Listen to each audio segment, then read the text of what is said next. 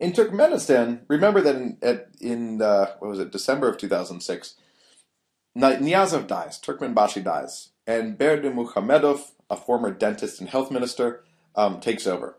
And when he does, he shuffles around the leaders of the military. He even has some security personnel taken out and put into jail. This is very common when a personalistic regime ends, that you have these sort of turnovers. And even during the personalistic regime, you have these sorts of turnovers to keep everyone loyal to you. Berdimuhamedov also begins an investigation into some of the money that Niyazov reportedly put into funds for himself.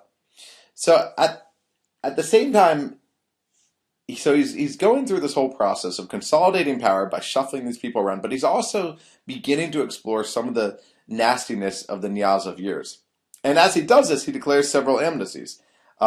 He has Niyazov's pictures taken down, often replaced with his own, though not on the same scale. But not much else really changed. So a lot of people thought in 2007, 2008 that there'd be a big opening in Turkmenistan.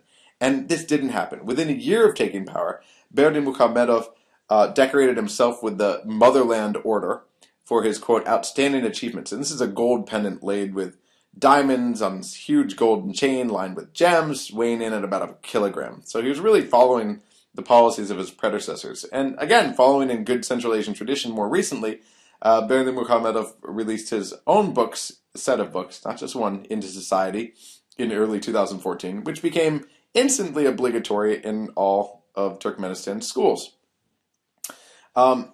This could follow in other ways from Niyazov, creating his own cult of personality. We haven't seen it yet, but it wouldn't be surprising to anyone if it did. Again, remember, Turkmenistan is the least transparent of all states, followed by Uzbekistan in Central Asia.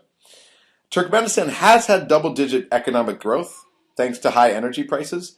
It's now said to have the second largest gas field in the world after Qatar.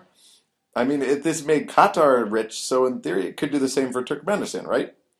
Well, one problem is that there's no pipeline getting the gas to Europe without going through Russia. That's a problem that all of Central Asia has. A plus, though, is that there are now pipelines under construction that go directly to China, not going through Russia, and also to Iran. So Turkmenistan does have all this it has all this potentially in its future, which could be for the good.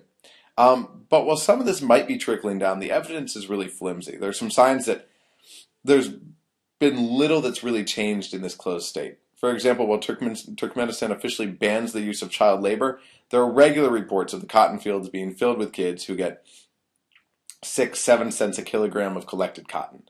There are also lots of subsidies to the population. You get free salt, you get free gas. This has been used to keep people quiet since the Soviet times, and ever since under Niyazov and now under Berdimuhamedov. In early 2014, Berdimuhamedov said that the gas subsidies would end, but he gave no official timeline for when this might happen, probably waiting to judge his own position in society at the time. So that's Turkmenistan, and I'm stopping there. The reason, by the way, these are so short and the Uzbek and Kyrgyz cases were so long is that there you've actually had political developments. As I sort of said from the beginning of this course, Central Asia remains an island of stagnation, and so you don't have a lot of things happening on the political front.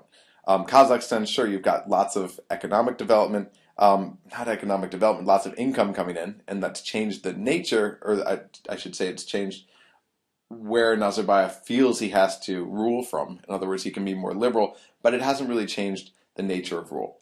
Turkmenistan hasn't changed a bit, and, well, we'll get into Tajikistan in a second.